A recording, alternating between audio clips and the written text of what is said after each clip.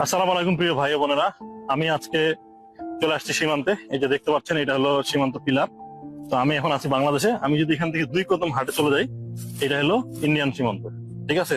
তো এরকম একটা ভিডিও করার একটাই উদ্দেশ্য, যেটা হচ্ছে আপনারা জানেন যে লালমনিরহাট সীমান্তে এক বিএসএফ সদস্য বাংলাদেশের 200 গজ অভ্যন্তরে চলে আসছিল।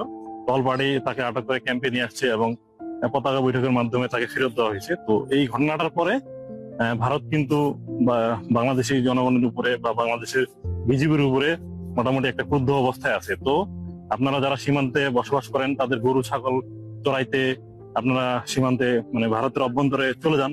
তো আপনারা মানে খুব সজাগ দৃষ্টি রাখবেন, কোনোভাবেই ভারতের মধ্যে প্রবেশ করবেন না। আর যারা বাংলাদেশে ভিজিটর্স আছেন, যারা সীমান্তে ঘুরতে যান, তারা কখনোই এই যে এখানে যে পিলার আছে, পিলারের তারকাটা কিন্তু অনেক দূরে, 150 গজ দূরে হচ্ছে তারকাটা। আপনারা হয়তো বা মনে করতে পারেন যে তার ওই পাশে হলো ইন্ডিয়া আর এই পাশে হলো বাংলাদেশ। আসলে না, এখান থেকে এই যে 150 গজ, পুরো 150 গজ হলো ইন্ডিয়া।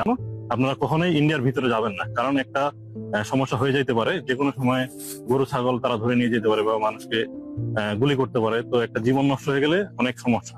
তো আপনারা সবসময় সজাগ দৃষ্টি রাখবেন যেন এরকম ঘটনা না ঘটে। তো এই ভিডিওটা বেশি বেশি শেয়ার করবেন, সবাইকে জানিয়ে দিবেন। আপনারা সবাই সতর্ক থাকবেন। সকলকে আসসালামু আলাইকুম।